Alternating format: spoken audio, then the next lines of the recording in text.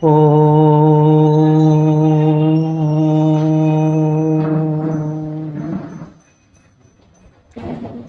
సాకేతము చేరి బ్రహ్మమునుల ఆశీర్వాదములు సల్ప సీతా సీమంతిని గూడి బొప్రజ కృతార్థత్వంబునందన్ మహర్వీ సామ్రాజ్యమునంది రామవిబుడ వేళన్ కృపాపూర్ణుడై ఆ సామి ఎరిక సంగినట్టి శుభమే నృత్యంతున శ్రాంతము ఆధార కమలవర్తను బాధాకృద్విఘ్న పటల పరిహర్తను సన్మేధా ప్రధానకర్తను శ్రీ దీదాయకు భజింత సిద్ధి గణేశన్ శ్రీగల మాధురీ పణితి జీవ కళలు తొలుకాడుతుండనా వాగమృతంబు విష్ణుతవన్ రసవత్ కవితాల సజ్జరిన్ సాగగజేయ నా హృదయ సారస పీఠిని ఎలవేళలన్ బాగుగా నిలిచినే పిల్వ పల్కగ వేడదనమ్మ భారతి.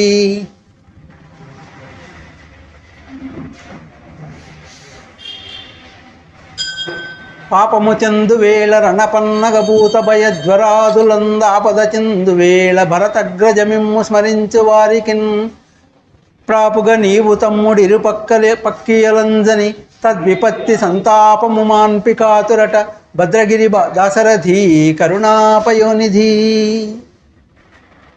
నిగనిగ మెరయు కిరీటము దగదగమను పట్టు దట్టి దగిన కటారున్ బుగబుగ వాసన నీకే తగుతగురా ఒంటిమిట్ట దశరథ రామ. ఓం నమ శివాయ. నమస్కారం. ఈరోజు మనం శ్రీమద్ రామాయణంలోని సుందరకాండం ప్రధానాంశంగా గల హనుమత్ సందేశము అనే మహాకావ్యంలో శ్రీ సీతారామచంద్ర కవి విరచితమైన హనుమత్ సందేశం అనే మహాప్రబంధంలో ద్వితీయాశ్వాసంలో హనుమంతుడు ఇంద్రజిత్తుతో చేసిన యుద్ధం గురించి చెప్పుకోబోతున్నాము. ఇప్పుడు మనం వసంత నవరాత్రులు చైత్రశుద్ధ పాడ్యమి నుంచి శ్రీరామనవమి వరకు జరుపుకున్నా కూడా మన అదృష్టం ఏమంటే మనకు ఒంటిమిటలో బ్రహ్మోత్సవాలు ఇంకా జరుగుతూనే ఉంటాయి. ఈరోజు కళ్యాణం పౌర్ణమి, ఈరోజు ఒంటిమిటలో కళ్యాణం జరుగుతూ ఉంది. మనకి ఇన్ని రోజులు పూర్తిగా బ్రహ్మోత్సవాల కింద వసంత నవరాత్రుల కిందకే మనం ఆనందించే సందర్భం, మనకు అదృష్టం మనకు దక్కింది. ప్రతిరోజు రామాయణం తలుచుకుంటూ ఆ ఆనందంలో మునిగి తేలుతూ ఉంటాం. మనం ఈ చైత్రమాసం అంతా మనకు పండగే.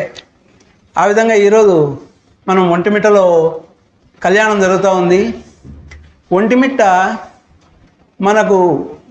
ముఖ్యంగా మన కడప జిల్లా వాళ్ళకు ఒంటిమిట్ట కొత్త ఏం కాదు. మనం అందరం ఎప్పుడూ ఒంటిమిట్టకు దర్శనం చేసుకుంటూనే ఉంటాము, ఆయన ఇది పొందుతూనే ఉంటాము.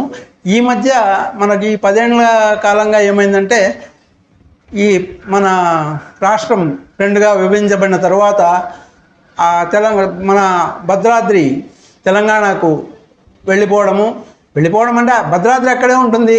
మనం భద్రాద్రి రామయ్య ఎప్పుడు మనవాడే.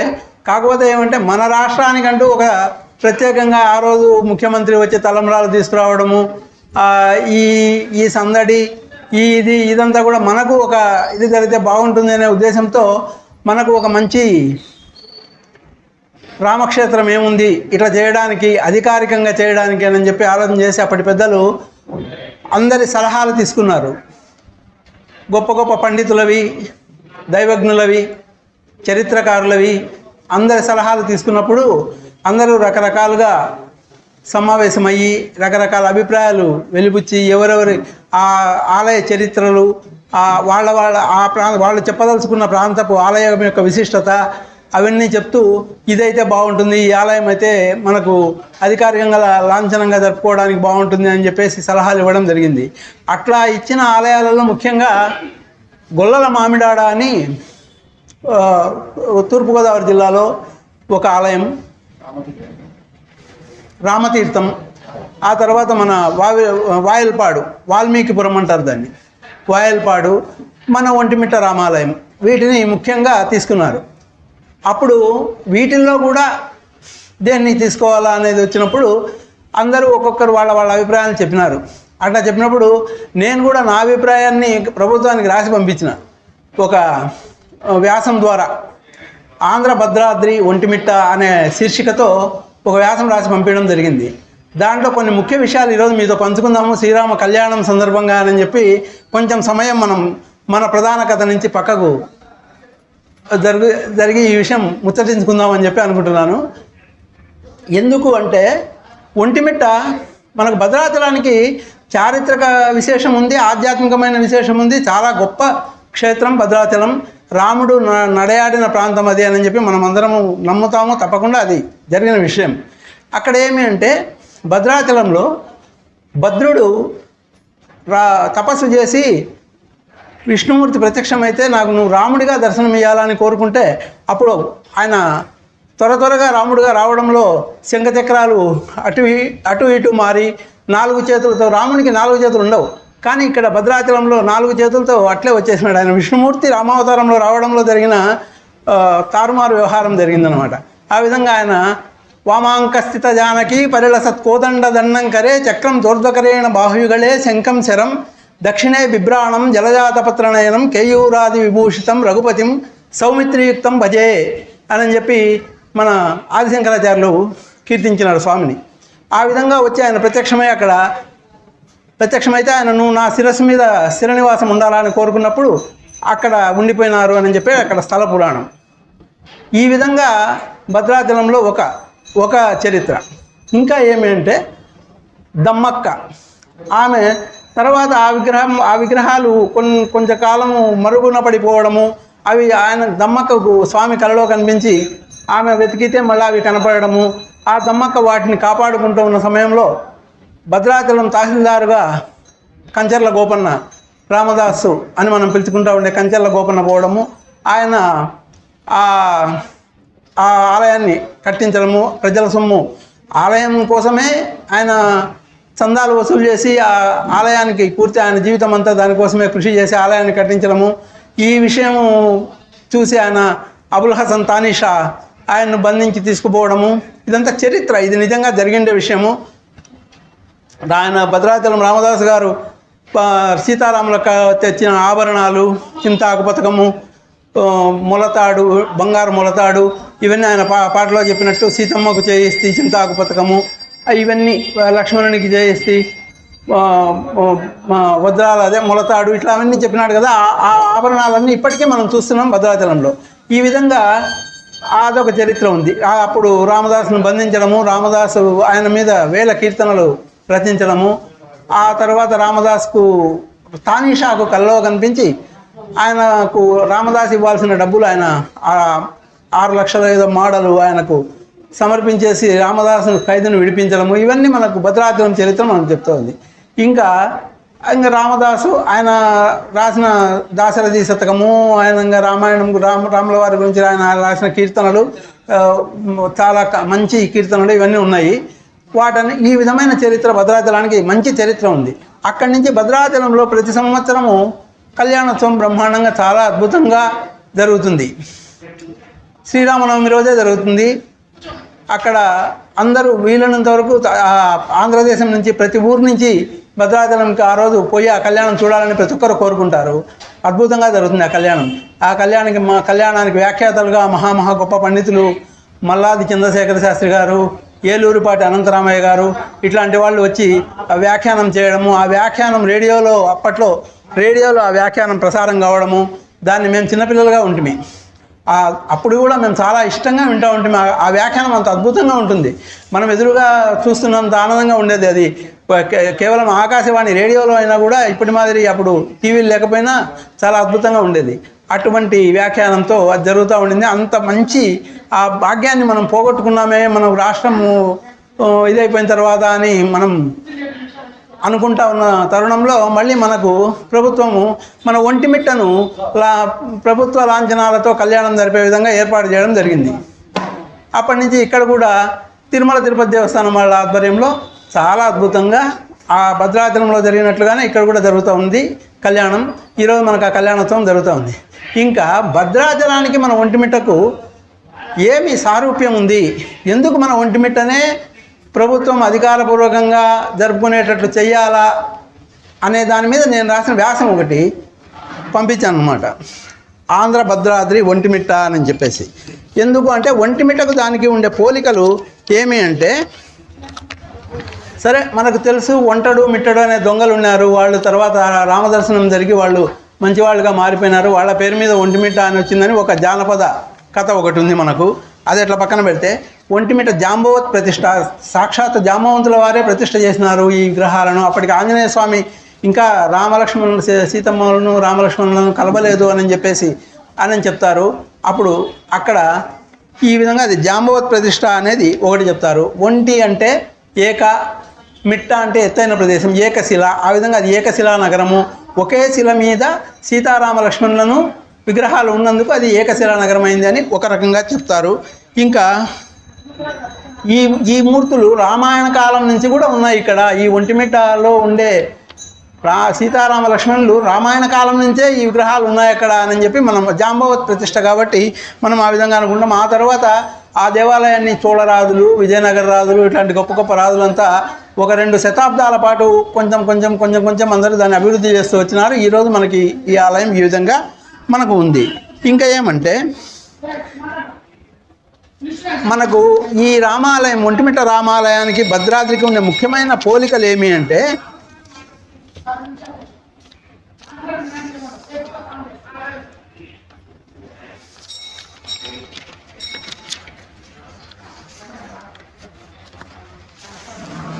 భద్రాచలంలో రామదాసు ఏ విధంగా అయితే ఆ స్వామి మీద కీర్తనలు రాసి ఆ రామాలయాన్ని ఇంకా బాగా స్వామి మీద అందరికీ భక్తి కలిగేలా చేసినారో, మన ఒంటిమిట్టలో వాసుదాసు వావిలకొలను సుబ్బారావు గారు, ఆయన మహాపండితుడు, గొప్ప విద్యావేత్త, గొప్ప ప్రభుత్వ ఉద్యోగాలు చేసినవాడు, యూనివర్సిటీలో ప్రొఫెసర్గా పనిచేసినవాడు, అంత గొప్పవాడు. ఆయన అన్ని సన్యాసం తీసుకొని అన్నీ వదిలేసి తన ఆస్తి అంతా ఒంటిమిట్ట రామాలయానికి రాసేసి కేవలం గోచి మాత్రం పెట్టుకొని భిక్షాటన చేసుకుంటూ, టెంకాయ చిప్ప చేత పట్టుకొని భిక్షాటన చేసుకుంటూ ఆ తెచ్చిన డబ్బులు కూడా ఒంటిమిట్ట రామాలయానికి సమర్పణ చేసి రాముల వారి మీద ఎన్నో కీర్తనలు రాసినాడు. ఆయన కూడా వాసుదాస్ గారు కూడా రామదాసు మాదిరే ఎన్నో కీర్తనలు రాసినారు, రామాయణం రాసినారు. ఆంధ్ర వాల్మీకి అని ఆయనకు బిరుదు. ఆ వాల్మీకి రామాయణంలో ఉండే ప్రతి శ్లోకానికి ఒక పద్యం లాగా, ప్రతి శ్లోకానికి ఒక పద్యం తెలుగులో రాస్తూ ఆ వాల్మీకి రామాయణం మొత్తం ఈయన తెలుగులో రాసినాడు. అందుకని ఆయన ఆంధ్ర వాల్మీకి అని అంటారు. అంత గొప్పవాడు ఆ స్వామి. ఆ విధంగా మనకు ఇంకా కీర్తనల విషయంలో కూడా చాలా కీర్తనలు రాసినారు ఆయన. వాసుదాసు కీర్తనలు మనకు కూడా చాలా పరిచయమైన కీర్తనలు చాలా ఉన్నాయి, రేడియోలో కూడా వస్తూ ఉంటాయి, మనం చూస్తూ ఉంటాం. ఇంకా వాసుదాసు తర్వాత ఇంకా ఏమిరా అంటే మనకు ఓబన్న అని ఒక ఆయన ఆ కాలంలో అంటరాని వాళ్ళుగా చూడబడే వాడు. అటువంటి ఆయన గుళ్ళోకి రానియకపోతే ఆయన బయట గుడి ఎదురుగా కూర్చొని సంకీర్తనలు పాడేవాడంట. ఆ కీర్తనలు పాడుతూ ఉంటే అక్కడ కూడా నువ్వు ఉండకూడదు అని చెప్పి ఆయన అక్కడి నుంచి తరిమేస్తే పోయి ఎక్కడో దూరంగా కూర్చొని రాముల వారి మీద కీర్తనలు పాడుకుంటూ ఉంటే మరుసరోజు ఉదయము పూజారులు పొద్దున వచ్చి పూజ చేయాలని చూస్తే విగ్రహాలు అటువైపు తిరిగి ఉన్నాయంట. ఎందుకు రాత్రి ఉండి ఇట్లుండే విగ్రహాలు ఇట్లా ఎందుకు తిరిగినాయి అని చెప్పి వాళ్ళు ఆశ్చర్యపోయి దాని మీద విచారణ జరిపిస్తే పండితులు అందరూ దాని మీద చర్చలు చేసి అంతా చేస్తే ఏమంటే అటువైపు కూర్చొని ఓమన్న పాటలు పాడుతూ ఉంటే అవి వినడానికి రాముల వారు అట్లా తిరిగినాడు, ఆ పారవస్యంలో అట్లా తిరిగినారు అని చెప్పేసి ఒక కథ మనం వింటూ ఉన్నాం. ఆ విధంగా అది ఆయన ఒక భక్తుడు. ఇంకా ఈయనకు మన ఒంటిమిట్ట కెమెరా అంటే రామదాసుతో పాటి వాసుదాసు ఉన్నారు. ఆయన మాదిరి ఈయన కీర్తనలు రాసినారు. అక్కడ తానీషా, అబుల్ హసన్ తానీషా వేరే మతానికి చెందినతను. ఆయనకు రాముల వారి దర్శనమై ఆయనకు ఇది చేస్తే మనకిక్కడ ఇమాం బేగ్ బావి అని ఒకటి ఉంది మనకు ఒంటిమిట్ట దేవాలయం పక్కన. ఆ ఇమాం బేగ్ అనే అతను ముస్లిం మతస్థుడు. ఆయన ఏదో సిద్ధవటం నవాబుకు సైన్యాధ్యక్షుడుగానో ఇట్లా ఏదో ఆయన పరిచారకుడుగా ఉండేవాడు. ఆయన అక్కడి నుంచి దారిలో వస్తూ అక్కడ సేద తీరడానికి కొంతసేపు కూర్చుంటే అక్కడ ఏదో ఈ రాముల వారి మహత్యం గురించి అక్కడ స్థానికులు మాట్లాడుకుంటుంటా విని, మీ స్వామి అంత గొప్పవాడా, పిలిస్తే పలుకుతాడా అయితే అని అంటే, అవును పలుకుతాడు అని అంటే, ఏది నేను పిలుస్తాను పలుకుతాడేమో చూద్దామని పోయి ఈ గుడి దగ్గర నిలబడి రామా అని గట్టిగా పిలిస్తే లోపల నుంచి ఆయనకు సమాధానం వినపడిందంట. సమాధానం వినపడింది అంటే అని మనం అనుకోవడం కాదు, ఆయన విని నిజంగానే నేను రాముల వారి సమాధానం విన్నాను అని సంతృప్తి చెంది రాముల వారి భక్తుడైపోయి అక్కడ ఆయనకు ఒక బావి తవ్వించి ఆయన పేరు మీద ఇమాం బేగ్ బావి అని ఇప్పటికీ అది ఆ బావి ఉంది అక్కడ. ఈ విధంగా ఇతర మతస్థులను కూడా ఆకర్షించిన చరిత్ర భద్రాద్రిలో ఉందో మన రామాలయానికి కూడా, మన ఒంటిమిట్ట రామాలయానికి కూడా ఆ విధంగా ఉందన్నమాట. ఇంకా ఏమి అంటే దేవాలయం. ఇంకా ఇది కట్టడము, ఆ వాస్తు శిల్పము అదంతా రాజులు, విజయనగర రాజులు, అక్కడ రామదాసు కట్టించినాడు, ఆయన సొంతంగా ఆయనే కట్టించినాడు. ఇక్కడ రకరకాల రాజులు, మట్లి రాజులు, విజయనగర రాజులు, చోళ రాజులు వాళ్ళ ఇదంతా వాళ్ళు చూసుకుంటూ అట్లా కట్టించారు. ఇంకా మన తాళపాక అన్నమయ్య పక్కనే అన్నమాచార్యుల వారు, ఆయన పద సంకీర్తనాచార్యుడు. ఈ రామదాసు, త్యాగయ్య వీళ్ళందరికీ కూడా ఆద్యుడు, మొదటివాడు ఆయన తర్వాతనే వీళ్ళంతా. ఆ విధంగా ఆయన మన రాముల వారి మీద ఎన్నో కీర్తనలు రాసినారు. ఇందులోనే కానవద్ద ఇతడు దైవమని, కందువగు ఒంటిమిట్ట వీర రఘురాముని అని చెప్పి అన్నమాచార్యులు అట్లాంటివి ఎన్నో రాసినాడు. ఒంటిమిట్ట రాముల వారి మీద అన్నమాచార్య కీర్తనలు చాలా ఉన్నాయి. ఆ విధంగా అక్కడ రామదాసు ఉంటే ఇక్కడ అన్నమయ్య, వాసుదాసు, ఓబన్న, రకరకాల భక్తులంతా ఇక్కడ ఈ విధంగా ఉన్నారు, వీళ్ళంతా ఉన్నారన్నమాట. ఇట్లా పోలికలు మనకు ఆ భద్రాద్రికి సమానంగా మన ఒంటిమిట్ట కూడా పేరు పొందుతూ వచ్చింది. కాకపోతే ఏమంటే మధ్యకాలంలో కొంచెం ఆ గుడి ఈ ఆర్కియాలజీ వాళ్ళ అధీనంలో ఉండి కొంచెం అది ఇంకా ఏం మార్చడానికి వీల్లేని పరిస్థితుల్లో అట్లే ఉండింది. ఇప్పుడు మళ్ళీ తిరుమల తిరుపతి దేవస్థానం వాళ్ళు తీసుకొని దాని చుట్టూ మాడ వీధులు అంతా చేసి బాగా అభివృద్ధి చేసినారు. కళ్యాణము బాగా ప్రతి సంవత్సరం మనం కన్నుల పండుగగా జరుపుకుంటా ఉన్నాం.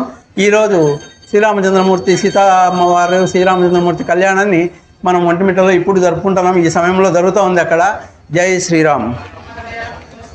ఇంకా మనం ఈరోజు ఆ విధంగా కళ్యాణం జరుగుతూ ఉంది కదా, మనం కూడా ఇక్కడ శ్రీ విశ్వనాథ సత్యనారాయణ వారు రాసిన శ్రీమద్ రామాయణ కల్పవృక్షం బాలకాండంలో నుంచి, కళ్యాణ ఖండంలో నుంచి కొన్ని పద్యాలు చెప్పుకుందాం.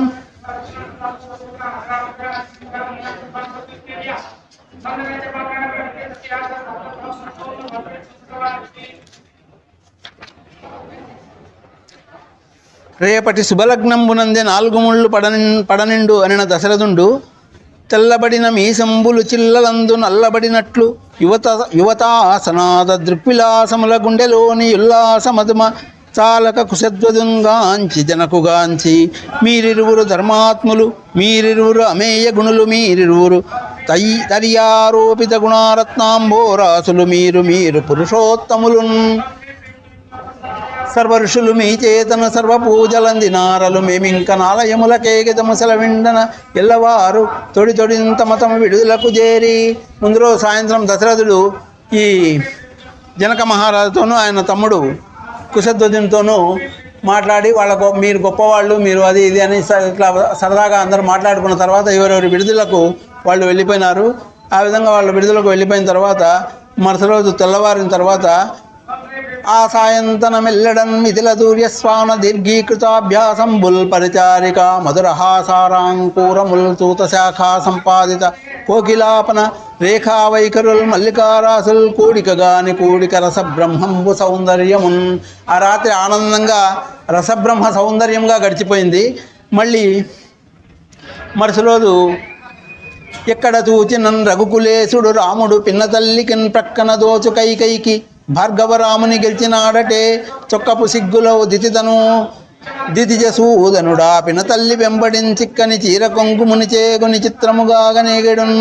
కొడుకుల 4 పెండిలి కొడుకుల చేసిన సుమిత్ర, కోరిక తెగదా పడదులు ముగ్గురు శాంతయు విడతగా ముద్దు పెట్టుకునంగా. ఈ విధంగా రాముడు ఎప్పుడు ఆమె పినతల్లి కైకమ్మ కొంగు పట్టుకొని తిరిగేవాడంట. ఆ విధంగా ఇప్పుడు కూడా పెళ్లి కొడుకైనా కూడా ఆమె కొంగు పట్టుకొనే తిరుగుతూ ఉన్నాడు. సుమిత్రాదేవి వీళ్ళను కొడుకులను 4 పెళ్లి కొడుకులను చేసింది. ఆ విధంగా శాంత, రాముల వారి అక్క ఆమె శాంత, ఋష్యశృంగుని భార్య, ఆమె వీళ్ళను ముద్దు పెట్టుకునిందంట. అతి మనుష్యములైన శౌర్యములు కలిమి బుగ్గ కలిగిన బాల్గారు పుడతతనము, 4 కుమారులట్లు తల్లులను బట్టి తిరుగుగా చూడ ముద్దున చెరువు పుట్టే. ఆ విధంగా వాళ్ళు తల్లులతో పాటు తిరుగుతాంగా చిన్నపిల్లల్లాగా తిరుగుతూ ఉంటే అందరికీ ముద్దొస్తూ ఉన్నారు. వాద్యముల్ పెండ్లివారు వెనుక సజ్జో మహాలసత్వమగు నడక తోద్యమైన నగ చూడగా సర్వహృద్యమైతోచే నిజముదము పర్వ. మకర తోరణముల బొమిడికములొప్పు ప్రత్య నిర్మిత సింహ కవాటములను మరియు కక్షాంతరములేడు మరియు నేడు విడలె భృగురాము చేతయౌ పెండ్లి కొడుకు. ఒక పెద్ద కెరటము కలిసి అన్యోన్యంబు కౌగిలించుకొన్ ఒక చిన్న కెరటము కలిసి పోవును రెండుగాని ఎట్లు ఒక చిన్ని కలువ పువ్వును కూడి అంచుల కొనలు ముట్టు ఒక రాజహంసమ్ము భువనోన్నతత్వంబు పుక్కిలించు దివిజ భాగీరథి సరయువుల సంగమమ్ము పోలిక నైక్ష్వాకు మైథిలావనీశ్వరుల పెండ్లి వారికి నృపుని కనకమయ మహాసౌధముల సంగమమ్ము కలిగే. భాగీరథి సరయు రెండు నదులు కలుసుకున్నట్లుగా ఈ మిథిలా నగరము అయోధ్య రెండు, ఈ మిథిలా నగరపు వారికి అయోధ్య వారికి వియ్యం కుదిరింది. ఈ విధంగా వాళ్లకు జరిగినప్పుడు ఆ విధంగా వాళ్ళకు వియ్యము జరిగిన సమయంలో అంత వశిష్ఠులు జనకరాజును గాంచి, అయ్యా మా రాజు దశరథుడు తన కుమార చతుష్టయంబు కొరకు కన్యావరణార్థంబు దాతృ ప్రతిపాలనము చేయుచుండే, కన్యాదానంబు దాతృ ప్రతిగృహీతల ఉత్తరలోక ప్రాప్తిహేతువు కదా ఆయన జనకరాజు నవ్వి, అప్పుడు వశిష్ఠుడు జనక మహారాజుతో అంటున్నాడు, అయ్యా మా జనకరాజు కన్యావరణం కోసం అని చెప్పి మీ దగ్గరికి వచ్చి కన్యాదానం అడగడానికి వచ్చినాడు. ఇది ఇరు వంశాలకు మోక్షప్రాప్తిని ఇస్తుంది కదా అని చెప్తే అప్పుడు జనకరాజు అంటున్నాడు, పదడు నా ఇచ్చుటయది మీరు గ్రహించుటేను అని కలదే మీ యది గృహంబునిట ఎల్లది మీ ఇష్టానుసారమయ్య మహర్షి చిలికిన పాల వెల్లివడి చిందిన లోపలి నిప్పు తీవగా వెలిగెడు కన్నె మీ కొరకు వేచడు కాచిన వెన్న ఓలే ఛాయలకు మలంగి సన్నిహితమైనది పల్గుని మీరు పెండిలి పునరించుకొండు హవణించిన సాధు శుభప్రభాగతుల్. ఎందుకయ్యా మీరు ఇంత చెప్తారు? జనక మహారాజు అంటున్నాడు వశిష్ఠునితో, ఇన్ని మాటలు మీరు చెప్పాలన్నా? ఈ రాజ్యం అంతా మీదే, ఈ మిథిలా నగరం అంతా మీదే, మేము ఇయ్యడము మీరు తీసుకోవడము అనేది ఒకటి ఉందా? మేము దానం చేసే అంత వాళ్ళమా మేము? ఏదో ఇదంతా మామూలు ముచ్చట కానీ మేము ఇయ్యడం మీరు తీసుకోవడము ఇవన్నీ ఏమన్నా ఉన్నాయా? ఏం లేదు, ఇదంతా మీదే. బంగారు అట్లాంటి అమ్మాయి మా అమ్మాయి మీకోసం అని ఉంది, పదండి ముహూర్తం దగ్గరికి వస్తూ ఉంది అని చెప్పి జనక మహారాజు చెప్పినాడు అనమాట. అప్పుడు పచ్చి ఆకులతోడి పండిన గొలలతో మొదలి దుంపలతోడి కదలికలకు 4 మూలల స్తంభనాలత్వం ఏర్పడి వ్రాళ్ళు మబ్బుల మిన్నువోలే పైని లాజపూర్ణములైన లలితమోహనములో హరివేణి కుండల వరుసలకును 4 దిక్కుల క్షేత్రనాదత్వమేర్పడి పంట కుప్పల దాత్రివలను క్రింద రత్నమాణిక్య దీపతోరణములొప్ప క్రమ్మి పైని దారామండలమూలెన అనంత సాధ్యాంతమైన బ్రహ్మాండమట్లు నవమనుజ్ఞ కళ్యాణ మంటపమునలిచే. కళ్యాణ మంటపాన్ని వర్ణిస్తాడు. ఎట్లుంది అంటే పచ్చి ఆకులతో అరటి గెలలతో 4 పక్కలా తెచ్చిపెట్టి ఆ హరివేణి కుండలు వరుసలుగా ఇట్లా కుండలు పెడతారు బాగా అలంకరించి. ఆ కుండలు ఇవన్నీ చూసి అది ఎట్లా ఉంది అంటే పంట కుప్పల దాత్రిలాగా ఉందంట. కళ్ళంలో పంట కుప్పలు వేస్తే ఏ విధంగా ఉంటుందో ఆ విధంగా వెలిగిపోతూ ఉంది కళ్యాణ మంటపం. రత్నమాణిక్య దీప తోరణాలతో వెలిగిపోతూ ఉంది కళ్యాణ మంటపం. అంత వశిష్ఠ వామదేవ శతానంద గాదేయులు ప్రపాస్థానము చేరి వశిష్ఠుడు వామదేవుడు వీళ్ళంతా దశరథ మహారాజు పురోహితులు, శతానందుడు వీళ్ళు గౌతముడు వీళ్ళు జనక మహారాజు యొక్క పురోహితులు అన్నమాట. అందరూ ఒకచోట చేరినారు. అక్కడికి వేదిక దగ్గరికి వచ్చి వేదికనొకరు చేసి వేది పుష్పంబులనొకరు అలంకరించి ఒకరు గంధములది ఒకరొకరు హైమపాలికలను చిద్రకుంభములను చేర్చినారు. శుభలగ్న సన్నిధిని వల్లభులై నడువంగ మంగళ స్నానార్థంబు యువరాజగతులు 4 ప్రభువులు కళ్యాణ మంటప స్తంభములై ఇతట వశిష్ఠులను హెచ్చిన ముదంబలర పచ్చని నవాంకురము కృత్చిన శరావాభ్యచ్చతర ధూపములు మృత్యులి నలాజావిల సచ్చయము కాంతి కనవచ్చినవి పాత్రల్ పుచ్చికొని చేర్చుకొని మచ్చిక సమస్తమును నెత్తటనందుండవలెనత్తటనందుండన్ పుచ్చి రఘుబాలకులు వచ్చినను పీఠముల ముత్తటగా నిషన్నలుగా హెచ్చరిక తోడన్. ఇంకా వీళ్ళు ఈ పురోహితులు వచ్చి ఆ వేదిక మీద కావాల్సినవన్నీ పుష్పాలు గంధము కావాల్సినవన్నీ వాళ్ళ పాత్రలలో ఛిద్ర కుంభములలో చేర్చుకొని శుభలగ్నము దగ్గరికి వస్తూ ఉంటే మంగళ స్నానం కోసం అని చెప్పి ఆ రాజకుమారులకు మంగళ స్నానం చేయించడం కోసం అంతా సిద్ధం చేసుకొని పెట్టుకొని ఉన్నారు. అక్కడ వశిష్ఠ మహాముని వీళ్ళందరినీ ఈ రాజకుమారులు 4 సిద్ధం చేసినాడు. 4 గజాల వలె 4 మహాగజాల వలె ఈ 4 బాలకులు కూడా వచ్చి ఆ పీఠముల దగ్గరికి వచ్చి నిలబడినారు. తుమ్మెదలు పైని గ్రమ్మిన తమ్మి పూలు 4 తట్టతో తెచ్చినారు. మేనమామలంతలో చూడగా మధుర లజ్జలుదయమైన రాకన్నెలవదనములుగా సంకల్ప సంభావన స్థానమౌ తెరతోచి పంచీకృతంబులౌ ప్రాణములను తెరవన్క ప్రతిబింబ దీదితులు ప్రకటించి తనకు మించిన మోహనమున వెలింగి తను దాన రాముడయ్యును విస్మరించి ప్రతిబింబమునయందు రాముడగుచు తెరతీసినంతిన తెలిసి నిజస్వరూపంబు బ్రహ్మానంద పరిధియగుచు. తను రాముడు అనే విషయం మర్చిపోయి ఆ అద్దంలో ఉండే రాముడిని చూసుకొని ఆనందపడుతూ ఉన్నాడంట రాముడు. ఆ విధంగా తన నిజస్వరూపము చూసి బ్రహ్మానంద భరితుడైతే ఉన్నాడు. ఆయన నిజస్వరూపం ఏది? విష్ణు స్వరూపం. ఎంతటి మహీయుడయ్యను ఇనకుల శిశువింతగా అనీయుడై సర్వసృష్టి సహజమైన విభ్రాంతి పొందే మోహజమునైన వికృతి నలుగురితో పాటు విస్తరించు.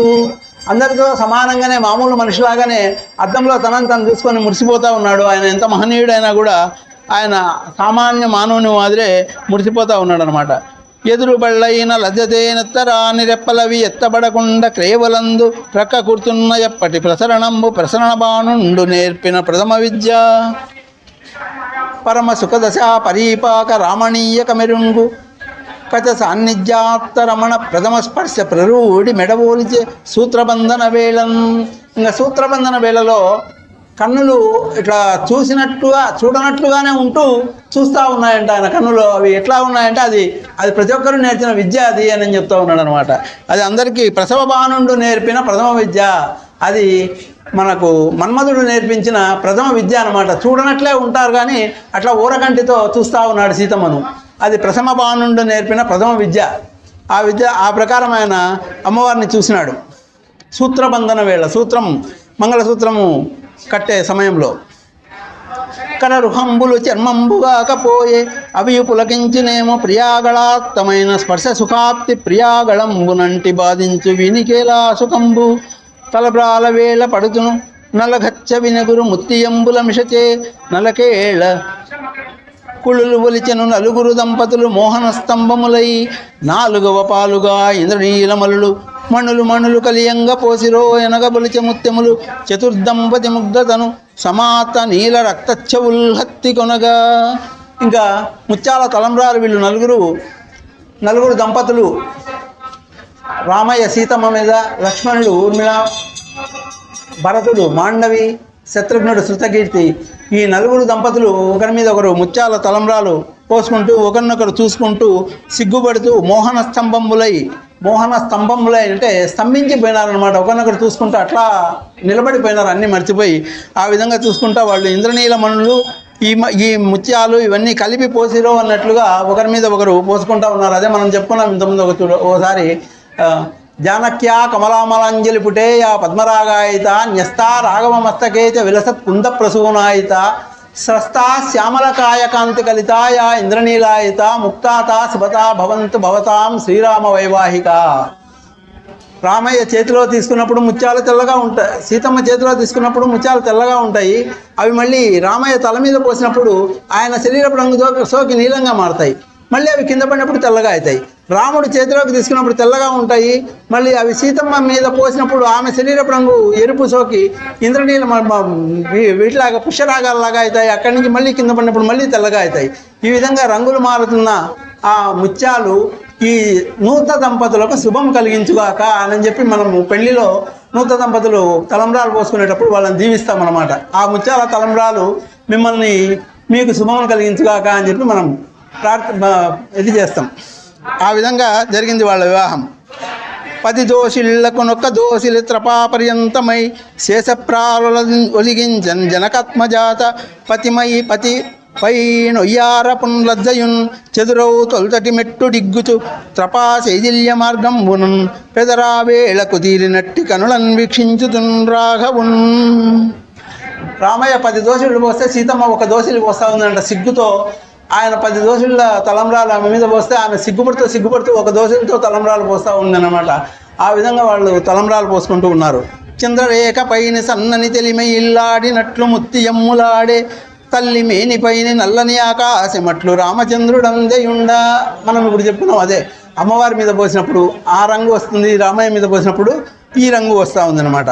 అల్ల వివాహ మండపమునైతను చోటికి చిత్ర విచిత్రముల్ కొల్లలుగాగా వచ్చే వెలుగుల్ వెస పెండిలి వారలిల్ల ద్వారేల్లిత దృష్టులై చినుకు వెకసమౌ చిరుదల్లు వానలో పుల్ల విచిత్ర వర్ణములు పువ్వులు తూచిరిలంబమాలలను. ఆ విధంగా వాళ్ళిద్దరూ తలంబ్రాలు పోసుకుంటూ ఉంటే ఆ రంగులు ప్రతిఫలించి ఆ కళ్యాణ మండపం అంతా రకరకాల వెలుగులు విరజిమ్ముతూ ఉన్నాయన్నమాట. అవన్నీ చూస్తూ అందరూ వచ్చిన బంధువులంతా సంతోషంగా చూస్తూ ఉన్నారు. ప్రతి చినుకులోన ప్రతిబింబితములు జలజాప్తు వెలుగు పిండులు వలయాకృతి మన్మగ వద సురలం కృతులను కల్పించే గగనమెల్ల శబలమై ప్రతి చైత్రశుద్ధ నవమికి వితదంబుగ తెలుగు నేల విరసిడు జల్లుల్ సితముక్తా సతుషంబులు ప్రతసులు తలంబ్రాల వేల వచ్చే చిటపటల్. ప్రతి చైత్రశుద్ధ నవమికి మన తెలుగు నేలలో మన ఈ తెలుగు రామాయణం కదా ఈయన రాస్తున్నాడు మన విశ్వనాథ సత్యనారాయణ గారు.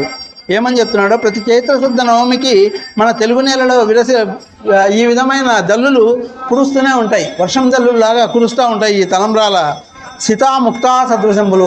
ముక్త అంటే ముత్యాలు, తల మీద పోసిన ముత్యాలు ప్రతి వర్షం జల్లులు కూడా పడుతూ ఉంటాయన్నమాట. ఆ సమయానికి వర్షం కూడా పడుతూ ఉంటుంది కొంచెం. ఈ విధమైన ప్రతి తెలుగు నేలలో మన ప్రాంతంలో ఈ సమయంలో కొంచెం చినుకు జల్లులు పడే ఇది ఉందన్నమాట మనకు. ప్రతి సంవత్సరం కూడా శ్రీరామనవమి అప్పుడు కొంచెం 4 చినుకులు రాలుతాయి. ఆ చినుకులు కూడా కలిసి ఈ ముత్యాల తలంబ్రాలతో మనకు ఆనందాన్ని ఇస్తూ ఉన్నాయన్నమాట. అరుదగు వాన చినుకులగున తరతై యత పశ్వి దృష్ట్య గోచరులై వచ్చి ఉన్న సురసంగము స్వామి వివాహమన్న సంబరమున తూగుతో మీ చెమర్పుల చల్లనయైన భూషణ స్ఫురితములై చ్యుతంబులకు పువ్వుల గుత్తులు ముత్తియంబులో. ఆ చినుకులు మన మీద స్వామి వివాహ శుభవేళ మన మీద కురిపిస్తూ ఉన్న పూలవానలాగా, మన మీద కురుస్తున్న పువ్వులలాగా సన్న వర్షం జల్లులు మన ఆ చూసే వాళ్ళందరి మీద కూడా పడుతూ ఉంటాయన్నమాట. ఇవి పువ్వుల గుత్తులో ముత్యాలో అన్నట్లుగా మన మీద ఆ వర్షపు చినుకులు పడుతూ ఉంటాయి. తలంబ్రాలు పోసి కొనంగనైన సమయోత్సాహంబులో ఎల్ల పెండిలి సంతోషము వాకలై విరిసెనో నిండారెనో చూచు కన్నుల సంతోషము పట్టలేదు కనులందున్ పొంగుచున్ పొంగు గుండెలను చేకము కట్టలేదురలి పండించన్ మహానందమున్. ఈ ఉత్సాహంలో పెళ్లి వాళ్ళందరికీ సంతోషం వాకలై విరిసిందంటే ఎక్కువైపోయి వాళ్ళకు ఉత్సాహం ఎక్కువైపోయి చూచు వాళ్లకు సంతోషం కళ్ళల్లో సంతోషం పట్టలేకుండా పోతున్నారన్నమాట. కనుతున్న స్త్రీల పురుషుల తను కారిన చూపు వెలుగు దారంబులు రామునియందు ముళ్ళు పడియను చివికి పెరకుమారులందు చిల్లలు తేరన్. ఆ వివాహానందమదియు నకామహంతుడై తను శ్రోత్రియుండు దశరథునితో మొదలుపెట్టి తనరారి బ్రహ్మయైన వశిష్ఠునడ ప్రమాణంబు పొంది ఉభయుడవు జనకునందనవదియవుతూ విదేహాంతమైన విస్తృతి వహించి ముగురు తమ్ముల పెండ్లముల యందు గించి తూనంబుగా తత వికుంఠంబునగుచు రామచంద్రుని యందు పూర్ణంబునగుచు అంతలోనంత తొలగియునంతగాక ఎంత యోగా అని తెలియని అంత ఎగుతూ అవని ఆకృతి తెలిసిన తగుతు బలిచే చిత్రపు చేత పళ్ళెరము చేకొని రత్నపు దివ్య వెల్గులారాత్రిక పట్టె శాంత మధురంబగు వీణియ తోడు రాగా ఉద్గాత్ర దినేత ఏతను నొకానొక వైణిక సామవేది హస్తత్రయ క్రప్తిగాక మరదండ్రయు తమ్ముల కండ్ల కద్దుచున్. నలుగురు మరదండ్లకు తమ్ముళ్లకు హారతిస్తూ శాంతాదేవి వాళ్ళ చిత్రమైన పళ్ళెరం చేత పట్టుకొని రత్నాల వెలుగులో వాళ్లకు హారతిస్తూ ఉందన్నమాట, దిష్టి తీస్తూ ఉంది ఆమె. ఆ విధంగా నలుగురు దంపతులను పీటలపై నుండి ఇటు లేచుటయు చిరుముత్యములు దళదళ రాలుటయును పొలిచిరి దాల్వారు ముత్యముల ప్రోబులున. వాళ్ళు అక్కడి నుంచి పీటల మీద నుంచి లేయడము కూర్చోవడము చేస్తూ ఉంటే వాళ్ళ తల మీద ఉండే ముత్యాలన్నీ జాలువారుతూ ఉన్నాయి, రాలుతూ ఉన్నాయి అన్నమాట. ఈ విధంగా సీతారామ కళ్యాణం జరిగింది. సరే, ఇది ఈరోజు కళ్యాణం ఒంటిమిట్టలో కళ్యాణం జరుగుతూ ఉందనే ఉద్దేశంతో సీతారామ కళ్యాణ ఘట్టం కొంచెం చెప్పుకుందామనే ఉద్దేశంతో మనం ఈరోజు చెప్పుకున్నాము. ఇంకా మన కథలోకి ప్రవేశించుదాము. మన కథలో ఇప్పుడు ఇంద్రజిత్తు యుద్ధానికి వచ్చినాడు ఆంజనేయ స్వామితో. లంకానగరంలో ఆంజనేయ స్వామి వస్తున్న ఇంద్రజిత్తును చూసినాడు. ఎట్లా వస్తూ ఉన్నాడు ఇంద్రజిత్తు యుద్ధానికంటే, 7 వార్దులిట్టులే కారణవంబుగా కూడి పొంగి పొరలి కువలయంబు ప్రళయముందజేయ పరదించెనో ఎన వడుపుతోపవచ్చు వాహినులను పరదూచి బలిరే పండు వయ్యను నేడు దొరికే చేతి నిండా దొడ్డ యుద్ధము ఇంత సైన్యములకు నెబడో అధ్యక్షుడను ముందు దూరమరయనదుట. పెద్ద సైన్యము, భయంకరమైన సైన్యం అంతా శబ్దాలు చేసుకుంటూ, బేరీ నినాదాలు చేసుకుంటూ, తూర్యారవాలు మోగించుకుంటూ అంతా వస్తూ ఉంటే ఆ సైన్యం చాలా పెద్ద సైన్యం వస్తూ ఉంది. వీడెవరో ఇంకా గొప్ప యోధుడే ఉన్నట్టున్నాడు అని చెప్పి స్వామి చూస్తూ ఉన్నాడు అనమాట. మంచి మంచి పండగ అయ్యేటట్టుందే, చూద్దాము అని చెప్పి చూస్తూ ఉన్నాడు. సదమల మణిభూషణములను ఎదురుగా కనుకొన్న కన్నులు ఎంతే మిరుమిట్లత వింపంగ తనుదించడి కథన విశారదుని భూరి గాంభీర్య నిజన్. విపులోష్టములు గల్గి విడదయ్యి నల్లని దిగిమించు వట్రువ ముఖము వాని చెంపనొక్కొక్క మూర సంపుగా దిప్పిన కోర మీసము హొయల్గులుగు వాని కోపాలనోద్వల ఘూర్ణమానములైన గొప్ప కన్నుల టీవి నొప్పు వాని పరగ ప్రచాలీడపాదుడై రథమధ్య భర్మపీఠిక నిల్వబడిన వాణి పిలుగుణధ్వని చేయిచు విలయకాల దండధరుతోడనయగు తనువు వాని నిండు ప్రాయము మేన కొరువుండు వాని వీర రౌద్ర సంబుల వెలయు వాని. ఆ వచ్చేవాడు ఎట్లున్నాడు అంటే వాని వక్షస్థలము విశాలమైన వక్షస్థలము, నల్లని వెంట్రుకలు, ఒక్కొక్క మూర ఉన్నాయంట, ఒక్కొక్క మీసం ఒక్కొక్క మూరగా ఉన్నాయంట. అంత ఉన్న కూర మీసాలను వాటిని తిప్పుకుంటూ కోపంతో కూడిన చూపులతో చూసుకుంటూ రథం మీద ఇట్లా నిలబడుకొని ఒక కాలు ముందుకు పెట్టి ఒక కాలు వెనక్కు పెట్టి ప్రచాలీడ పాదులై కోపంగా చూస్తూ యుద్ధానికి సిద్ధమై వస్తూ ఉన్న అతన్ని చూసి వాడు విలుగుణధ్వని చేస్తూ ఉన్నాడు. బాణాన్ని విల్లును పట్టుకొని సంధించి దాన్ని ఇట్లా శబ్దం చేస్తూ ఉన్నాడు అనమాట. ఆ విధంగా ప్రళయకాల దండధరుడేమో, ప్రళయకాలంలో వచ్చే యముడేమో అన్నట్లుగా వస్తూ ఉన్నాడు. వాడిని చూసి స్వామికి ఉత్సాహం ఎక్కువైపోయింది. చూచి తలయూచి ఆ మరుచూనుడప్పుడు మదిని తలపోయసాగే నిమ్మాటికి నాడు గుర్తుగా రావణుని కనుగొంటిగాదే అంతిపురమునందు నారామమందు ముందు. ఇంతకుముందు అంతఃపురంలోనూ ఆరామంలోను అంటే వనంలో సీతమ్మ దగ్గరికి వచ్చినప్పుడు, అంతకుముందు అంతఃపురంలో పడుకుని ఉన్నప్పుడు రావణాసురుని వాడు చూసి ఉన్నాడు, స్వామి చూసి ఉన్నాడు. ఎవరిని? రావణాసురుణ్ణి. కాబట్టి వీడు చూస్తే అదే పోలికలతో ఉన్నాడు ఈ ఇంద్రజిత్తు. 10 తలలు 10 లేవు కానీ చూడ్డానికి వీడు రావణాసురుని లాగానే ఉన్నాడు. తలలు 10 లేవు గాని ధనుజుడెవడో పోలికను రాజసంబున భుజంబలంబున రావణునకు వీడభినవ రావణుండేనటకు సంశయం మించుకైన లేదు. బాహాబాహిని రావణు బాహుబలం ఎంతగలదో పరికించుటకే రూహించుతుండ ఇప్పుడా ద్రోహీటకు చేరడయ్యే త్రుళ్ళడతునన్. వీడు చూస్తే తలలు 10 లేవు కానీ చూడ్డానికి అంతా రావణాసురుడు ఉన్నట్లే పోలికలు ఉన్నాయి.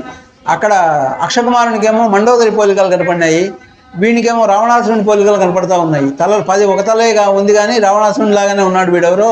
వీనితో పోరాడితే రావణాసురుని బలం ఏమిందో కూడా తెలుస్తుంది. వాడు వీని సమానమైన వాడు ఉన్నట్లున్నాడు.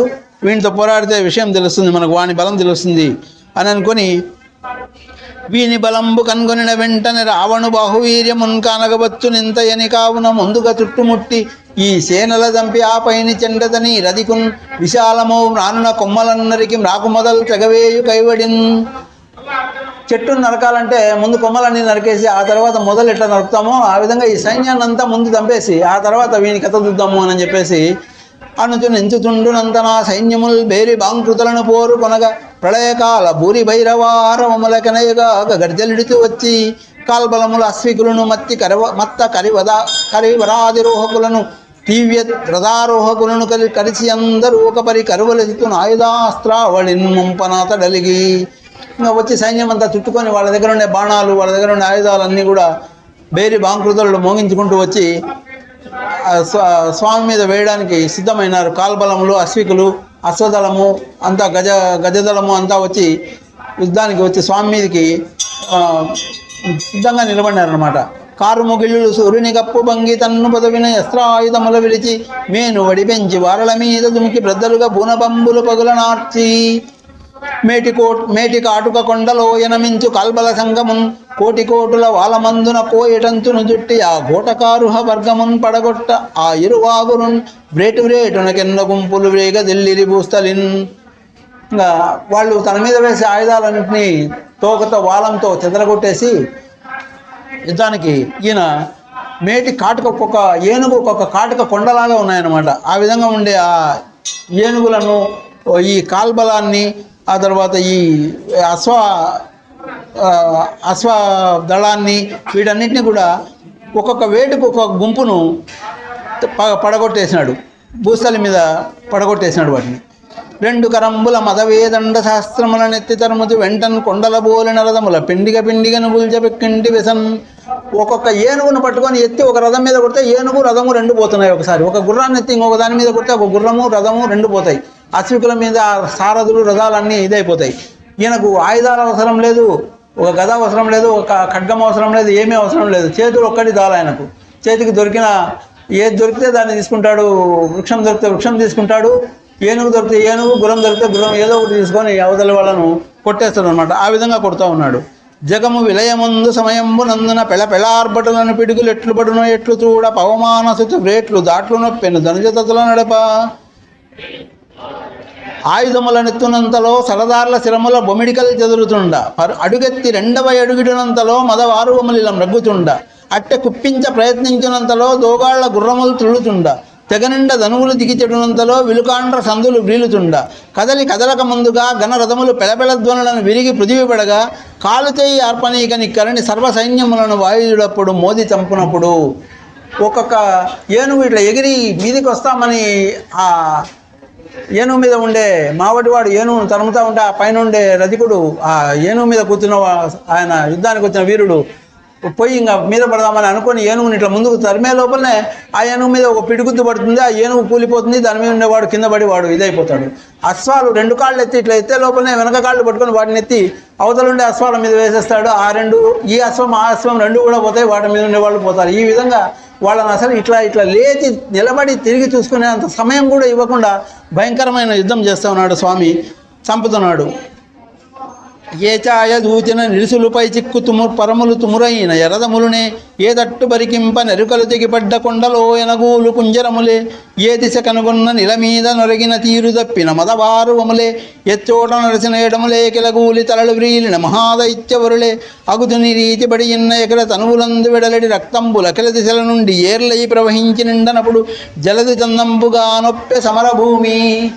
ఎక్కడ చూసినా కూడా రథాలు అవి చక్రాలు ఊడిపోయి పడిపోయిన రథాలు, ఇరుసులు ఊడిపోయి పడిపోయిన రథాలు, ఇంకా చనిపోయి పడిపోయిన కుంజరములు అంటే ఏనుగులు, కొండల మాదిరి పడిపోయిన ఏనుగులు, ఇంకా గుర్రాలు, ఇవన్నీ ఇట్లా ఉండి వాటి నుంచి పారే రక్తం అంతా ఆ చుట్టూ పెద్ద సముద్రంలాగా కనపడుతూ ఉంది. ఆ సముద్రంలో పచ్చి నెత్తులలో చచ్చి తేలడి దైత్యశివములు అభేజ్యమత్యములుగాగా తెరల వెంబడి నూగి తెగుపడ్డు గొడుగులు ఎల్లనవు నురుగుల పిండుగాగా కొన ప్రాణములను మునుగుతున్న గుర్రములు ఘనములవు కర్కటములుగాగా కుప్పకూలిన ఎట్టి గొప్ప రథంబులు తన్మధ్యమున ద్వీపతతులుగాగా. సముద్రంలో ఎట్లయితే ఎండ్రకాయలు, చేపలు, తర్వాత చిన్న కొండలు, గుట్టలు ఇవన్నీ ఉంటాయో ఆ విధంగా ఈ పచ్చి నెత్తులలో ఈ నెత్తురంతా పారుతూ ఉంటే ఆ నెత్తుల్లో ఈ దైత్యుల శవాలు మత్స్యముల్లాగా చేపల్లాగా కనపడుతూ ఉన్నాయంట. ఇంకా గొడుగులు పైన రథాలకున్న గొడుగులన్నీ తెగి కింద పడిపోయినాయి కదా, అవన్నీ ఇవిగా కనపడుతూ ఉన్నాయి. సముద్రంలో నురుగు వస్తూ ఉంటుంది కదా, ఆ నురుగలాగా కనపడుతూ ఉన్నాయి. ఇంకా గుర్రాలు ఇవన్నీ ఎండ్రకాయల్లాగా ఈ విధంగా కనపడుతూ ఉన్నాయన్నమాట. ఆ విధంగా యుద్ధం అంతా రక్త సముద్రంలాగా అయిపోయిందనమాట. లంక ముంపగ నీరీతి రక్త జలది లవణ వారాసికిన్ తోడుదవిలనేమో ఎనుతు చూపరక ఆశ్చర్యమావహిల్ల పవనుడు చూపె తన బాహుబలము పేర్మి ఈ విధి రణవిహరణముగా వించడి పవనసునిగాంచి శభాసంచి వీరిని పనులు ఆశ్చర్యావహములు తలుపునను నమరులు గుములై. ఇంకా దేవతలంతా వచ్చి పైన నిలబడి చూస్తూ ఉన్నారు ఈ యుద్ధం అంతా. ఇది ఏం ఆశ్చర్యం నాయన, ఈయన చూస్తే ఒక్కడు, అక్కడ చూస్తే లక్షల మంది రాక్షసులు, ఒక్కరిని ఒక్క క్షణం కూడా ఈయన తట్టు కూడా చూడనివ్వకుండా ఇంత భయంకరమైన యుద్ధం చేస్తూ ఉన్నాడని దేవతలు ఆశ్చర్యపోయి పైన చుట్టూ నిలబడి చూస్తూ ఉన్నారన్నమాట. కథలములన్నీ చూడమే ఇది వరకు నిజేమి చిత్రమెరుగము వహ్వామదిని తలంచిన పలనను వదలక చేజేత జేయువాయుడా కంటిమే ఈ విధమును వింటిమే ఎందైన ఇట్టి విక్రమమును ముక్కంటి త్రిపుర దహనమునకు దంట ఎగు మహాత్ము సమరచర్యా విధముల్ అనుచుని రీతి సురలెల్ల నాడు కొనుచు మేటి యుద్ధుల పోరిక మీద కలదు చూడనగునని ముదమున దూచుచుండి అనిమిషత్వంబు సార్థకముగాగా. దేవతలు అనిమేషులు అంటారు వాళ్ళను, అంటే కన్ను ఆర్పరు అనమాట. మన మాదిరి ఇలా రెప్పబడదు, వాళ్ళకి ఎప్పుడు తెరుచుకొనే ఉంటాయి. ఆ రెప్పబడని ఇది వాళ్ళకు కలిసి వచ్చిందనమాట వాళ్ళకి ఇప్పుడు. అంటే అటు రెప్ప మూసుకుంటే ఒక క్షణం అది చూడకుండా పోతామేమో, కాబట్టి ఆ రెప్ప మూసే ఇది కూడా లేకుండా ఆనందంగా చూస్తూ ఉన్నారన్నమాట. రెప్ప కూడా కొట్టకుండా చూడగలిగే సౌకర్యం దొరికింది వాళ్ళకి ఇప్పుడు. ఆ యుద్ధాన్ని అంత ఆనందంగా చూస్తూ ఉన్నారు. ఈ మహా పరమశివుడు ఎప్పుడు ఆ త్రిపురాసురులను యుద్ధం చేసినప్పుడు, భయంకరమైన యుద్ధం చేసినప్పుడు ఎట్లా ఆయన పరాక్రమం చూపినాడో ఆ విధమైన పరాక్రమం చూపుతున్నాడు మన హనుమ. ఏ మనసులో తలుచుకుంటే ఆ పనిని వెంటనే చేసేస్తున్నాడు. వీడిని చంపాలా, వాడిని ఏ విధంగా చంపాలంటే చిత్రగతులో చంపుతున్నాడు వాళ్ళను. ఒకరిని చంపినట్టు ఇంకొకరిని చంపడంలే, రకరకాలుగా చంపుతున్నాడు ఈ రాక్షసులందరినీ. ఎంత గొప్ప పని చేస్తున్నాడు. ఇంకా గొప్ప మేటి యుద్ధుల పోరు, ఇంకా మేట ఈ ఇంద్రజిత్తుతో యుద్ధం చేస్తాడు. వాడు మహావీరుడు. వాడితో ఈయన చేసే యుద్ధం ఎట్లుంటుందో చూడాలా అని చెప్పి అనిమిషత్వం సార్థకమయ్యేటట్లుగా ఆనందంగా చూస్తూ ఉన్నారంట దేవతలంతా. ఈ రీతి అనులుండి ఏడదానయ్యి ఘనశుష్క విపినములుగాల్తు ప్రళయకాలాగ్నిహోత్రుని కరణి విజృంభించి సర్వసైన్యములను సంహరించు సమయంబున జారి సందుగొందుల దూరి ఒక కొందరు అసురులు ఊపిరులను పరువిడుకొని వచ్చి దొరతేరి కడ నిలిచి చేతుల దాపి దుస్థితిని చూపి శరణు కావు తచ్చిలి సర్వవీర వరులు చక్రవైరి తడవు చేయమనము దక్కము విడువు బాణ వితతిననుతూ మరలు పెట్టనతడు మున్నెట్లు తన వారలెవ్వడే ఎన్నడేని కలన నిల్గుటయును తనకు నపదేంబు తలగూడుటయు తన జననమాదేరుగా కునికి చేసి. ఇంకా సైన్యంలో కొంతమంది ఎవరో ఒకరో ఇద్దరో తప్పించుకొని బయటపడి బతికినోళ్ళు అట్లా ఇట్లా సందులో గొంతులలో దూరి పరిగెత్తుకుంటూ పోయి ఇంద్రజిత్తు రథం దగ్గర నిలబడి ఆయనకు చేతులు ఎత్తి మొక్కి ఏడ్చుకుంటూ, అయ్యా నువ్వు తొందరగా ఏదో ఒకటి ఈయన మీద దివ్యాస్త్ర ప్రయోగం చేయకపోతే అందరం పోతాం, ఇంకా తొందరగా పని చెయ్యి అని చెప్పి వాళ్ళు ఏడుస్తూ ఉంటే అది చూసి ఆశ్చర్యపోయినాడు ఇంద్రజిత్తు. ఇంతవరకు తను పుట్టినప్పటి నుంచి ఇంత గొప్ప వీరుణ్ణి నేను ఎప్పుడూ చూడలేదు, నా జననం మొదలుకొని ఇప్పటి వరకు ఇంత గొప్ప వీరుణ్ణి నేను ఎక్కడా చూడలేదు, ఇది ఏమి వీరత్వం ఇది అని చెప్పి ఆశ్చర్యపోతా ఉన్నాడు ఇంద్రజిత్తు. పరవశత్వం ఉంది సరగుణ తెలివంది తన మనమ్ముననిట్లు తనిచెనిదియు చూచువారికిట్లు చూపట్టు కనకట్ట ప్రబలమైన వైరిబలమయరుగా జాలంబని ఎది విడువంజాలిన మాయాస శస్త్రజాలంబుల చేతూలించి తండ్రి విడుతునో వాలాయము ముందు వీని వదింతునుకో అణుచు తన మనమున అరికి ప్రతిక్రియనించి వరకే సేనముంచి అంత ప్రళయమగుట దూచి పటపట దంతములు కొరికి సూతు రథము తరము మనగా.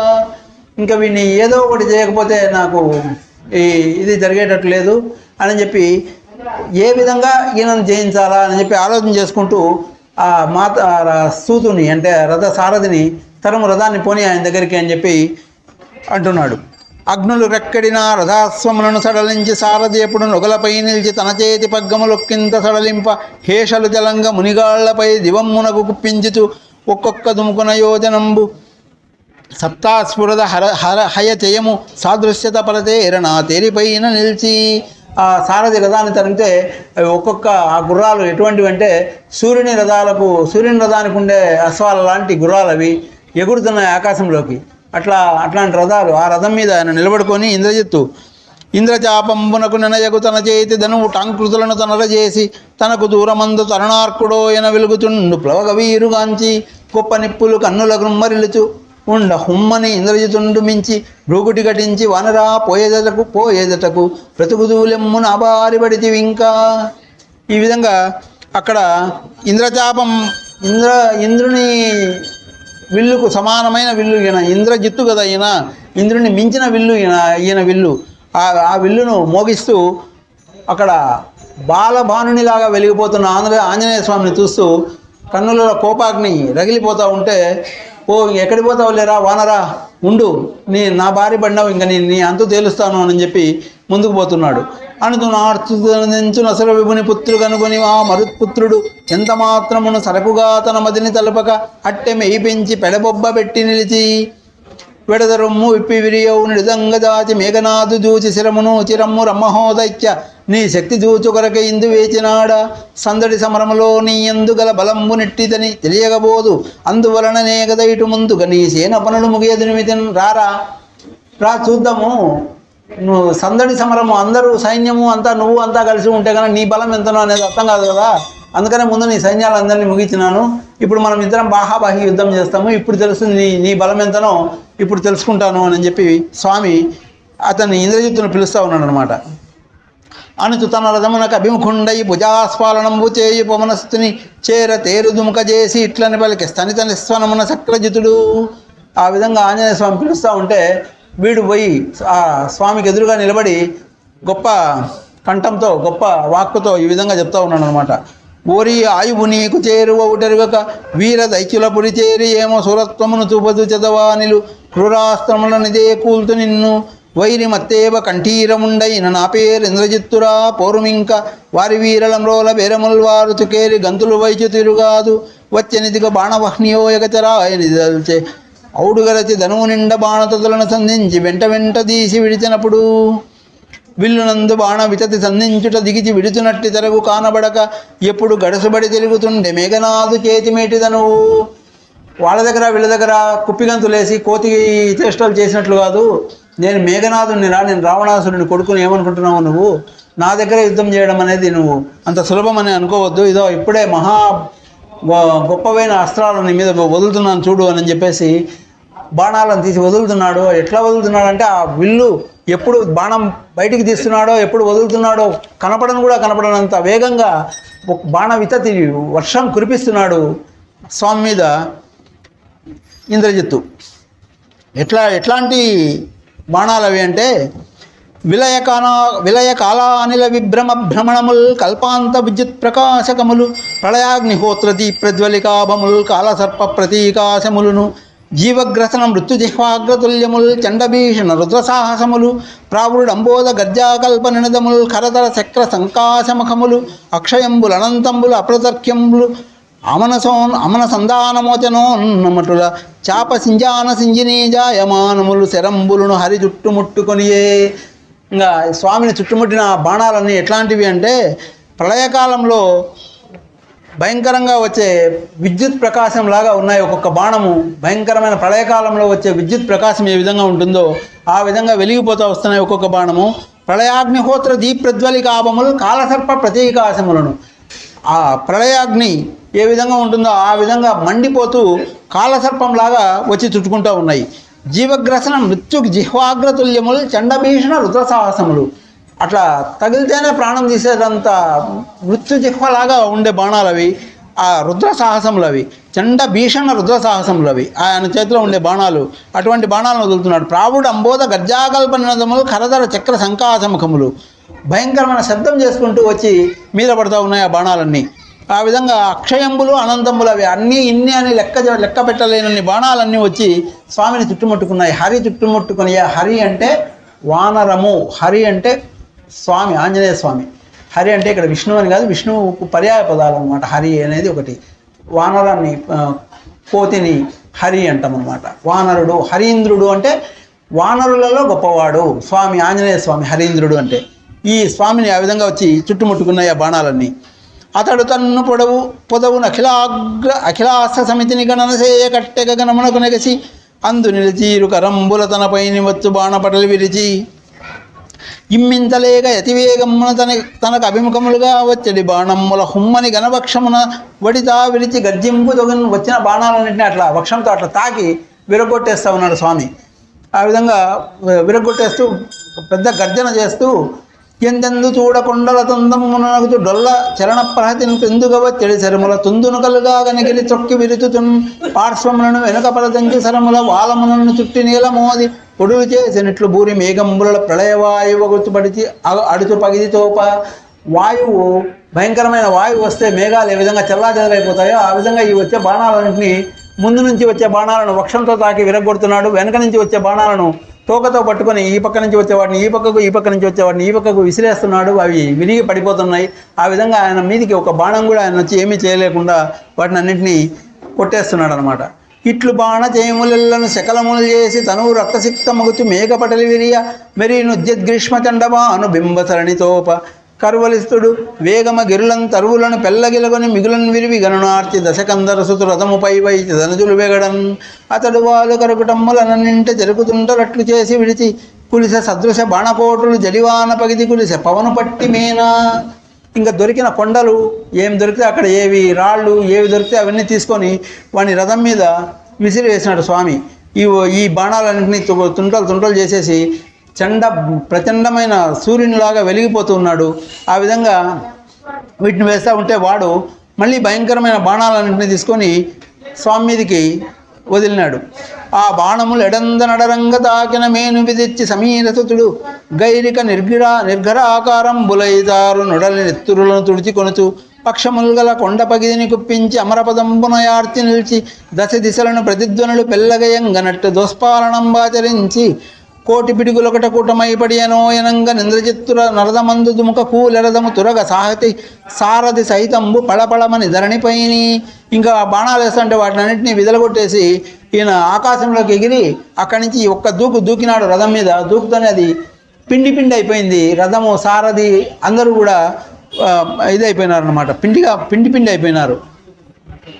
పవనసుతుడు తేరిపైని దూకకమున్నే అసురరాజతనయుడు అవనిదుమికి తిరిగి చూతూ వరకే తిలలంద శకలములకు కూలినట్టి ఎరదముగని చూపుడు వ్రేల్ ముక్కు కొనన్మోపి శిరమునోపి వెదుక ముజ్జగములలోని పగిది వీరుడయ్యడ చూపట్టున వీని బలము చోద్యంబ. ఇంక వీనిపైన నితర బాణంబులు విడుతూ తింటి చూడ హృదయ కాక కాలయాపనంబు కావున మహదస్త్ర శస్త్రములను వీని సంహరింతూ. అది చూసి ఆశ్చర్యపడిపోయినాడు, ముక్కు మీద ఏలేసుకొని. ఇంత వీరుడు అసలు ప్రపంచంలో ఒకడు ఉన్నాడని కూడా నేను ఇంతవరకు అనుకోలేదు, ఇదేమి శౌర్యము, ఇదేం పరాక్రమము అని చెప్పి ఆంజనేయ స్వామి యొక్క పరాక్రమాన్ని తలుచుకొని ఇంద్రజిత్తు ఆశ్చర్యపోతూ ఉన్నాడు అనమాట. ఆశ్చర్యపోయి ఇంకా మామూలు బాణాలు వదిలితే ఏమీ ఉపయోగం లేదు, మహాదస్త్ర శస్త్రాలను వదులుతాను వీడి మీదకి అని చెప్పి ఇంకా వీటిని అన్నింటిని వదులుతున్నాడు. అస్త్రాలను శస్త్రాలను వదులుతున్నాడు. అస్త్రము శస్త్రము, మామూలు బాణాలు, శస్త్రము అంటే మంత్రంతో కూడిన బాణములు. స్వామి రాముల వారు కాకాసురుని చూసి ఒక దర్భపులను, ఒక గరికపోతను తీసి మంత్రించి క్షు అని వదిలితే అది బ్రహ్మాస్త్రమై వెంటబడి ఆ అసురుడు పోయి దేవతలందరినీ, ఇంద్రుణ్ణి, బ్రహ్మదేవుణ్ణి కూడా ప్రార్థించితే కూడా వాళ్ళు మా వల్ల కాదు, రాముని బాణానికి ఎదురు చెప్పగలిగిన శక్తి మాకు లేదు, ఆయన్నే శరణు వేడుపో అని చెప్పి పంపించినాడు కదా. అంత శక్తి ఉంటుందన్నమాట ఆ మంత్రానికి శక్తి. మనం వదిలేది దర్భపుల్లనా లేకపోతే అదేమన్నా గరికపోతనా అనేది కాదు, అక్కడ ఆ మంత్రానికి ఆ శక్తి ఉంటుందన్నమాట. అటువంటి మంత్రపూరితములైన వాటిని ఇప్పుడు స్వామి మీదకి వదలడానికి వీడు సిద్ధమవుతూ ఉన్నాడు. అనుచుమతిని తలంచి అసురేంద్ర తనయుండు విరదులవుతూ నిలిచి విపుల రౌద్రమునను చేతిదను మ్రోయించి చూడ వాతూల సుతులతో తోరణమున ఆర్తితు తోరణం బందుండి మారుతియోరి నిశాట నీవుండు మట్లు దివిజుల మునుల బాధించినని పాపచేము క్రక్కింతు నీ క్షణమునందే కోదండ దీక్షాది గురుని గాదిలి బంటనైన నా ఎదుటనా యదమదనుజ రథముపై నుండి నీ రాజటీవితూ ప్రతూచదు నిన్నిదే చూర్ణ పటలిగా అగచేసి ఉదది గల్పెద నేనెవ్వరైనదైన ఎరుగవేర అసురకాల భయద మృత్యువనగా ప్రఖ్యాతుడవు నన్ను ఆంజనేయుడందు రవణయందు అని విని రావణాత్మజుండార్చి నీదు నొడలి శకలములు ఎందెందుబడును ఇదిగో విడిచెదను మారుతాస్త్రంబు వేగమయనేది సమంత్రకమనరించి అట్ట విడిచే గిరులను తలలను గొల్చుతూ చెలచెలని భూరజంబు చెదల విసురుతున్ కరువలి బాణము దిశలను విడుచుకుని వచ్చి తన దుస్తుగాంచి వెసన్. ఈ విధంగా ఇంకా ఆంజనేయ స్వామి ఆ తోరణ స్తంభం మీదకి ఎక్కి నిలబడి భుజాస్పాలనం చేస్తూ, నువ్వు ఏమనుకుంటున్నావురా నన్ను, నేను ఎవరు అనుకుంటున్నావు నువ్వు అందరి దగ్గర చూపినట్లే నీ పరాక్రమం, నీ రాజటీవి నా దగ్గర చూపాలని చూస్తావా? నేను కోదండ దీక్షాది గురుడైన రామచంద్రమూర్తి గాదిలి బంటును, ఆయనకి ఇష్టమైన బంటును నేను, నా మీదనే నీ ప్రతాపం చూపాలని చూస్తావా? చూపు, నీ ప్రతాపం ఎంత చూపుతావో అని చెప్పి ఆయన అక్కడ నిలబడి గర్జ చేస్తూ ఉన్నాడు అనమాట. చేస్తూ ఉంటే అప్పుడు వీడు ఇంద్రజిత్తు ఆయన మీద మారుతాస్త్రం వదిలినాడు. మారుతాస్త్రం అంటే వాయవ్యాస్త్రాన్ని వదిలినాడు అనమాట. అది సురసుర అనుకుంటూ వచ్చి విపరీతమైన గాలి ప్రపంచమంతా నిండిపోయింది. ఆ వచ్చే వేగానికి చెట్లు ఇవన్నీ పడిపోతూ ఉన్నాయి, భయంకరంగా వస్తూ ఉంది ఆ మారుతాస్త్రం. వచ్చి అది ఎక్కడికి వచ్చింది? స్వామి దగ్గరికి వచ్చి, అతడు బలయుతుండు అమరదత్తవరుండు తనకు గుర్తు ముద్దు తనయుడవుట శ్రమము తీర వీచి శ్వసనాస్త్రమయ్యడ పుత్రుచి పోల్కినయ్యే. ఆ శ్వసనాస్త్రము, ఆ వాయవ్యాస్త్రం వచ్చి భయంకరంగా రావడం అయితే వచ్చింది, కానీ ఇక్కడికి వచ్చి చూస్తే ఎవరు ఇక్కడ ఉండేది? ఆయన కొడుకు మారుతాత్మజుడు కదా, ఆయన పవనస్తుడు కదా. చూసి తన కొడుకుకు శ్రమ కలుగుతుందేమో అని అట్లా వీచి చల్లదనాన్ని ఇచ్చిపోయినట్లుగా అట్లా ఒక చల్ల గాలి విసిరేసి వెళ్ళిపోయిందంట. అది ఆ విధంగా స్వామి మారుతాస్త్రం వదిలితే ఆ మారుతాస్త్రం నిష్ఫలమైపోయింది. ఈ విధంగా ఇంద్రజిత్తు ఇంకా మిగతా అస్త్రాలన్నింటినీ వదులుతాడు. ఆ అస్త్రాల నుంచి స్వామి ఎలా తనను ఇది చేసుకొని వాడిని ఇది చేసినాడు. తర్వాత ఆయన బ్రహ్మాస్త్రానికి చిక్కుబడము, రావణాసురుని దగ్గరికి పోవడం, అక్కడ రావణాసురునితో ఆంజనేయ స్వామికి జరిగిన సంభాషణ, ఇదంతా మనం వచ్చే వారం చెప్పుకుందాం. జై శ్రీరామ్. కృష్ణ వాసుదేవ కేశవ పరమాత్మ ప్రమేయ వరద హరి ముకుంద మిమ్ము చూడగంటి మీ కృప కనుగొంటి అఖిల సౌఖ్య పదవులందగంటి ఆపదామపహర్తారం దాతారం సర్వసంపదాం లోకాభిరామం శ్రీరామం భూయో భూయో నమామ్యహం. జై శ్రీరామ్.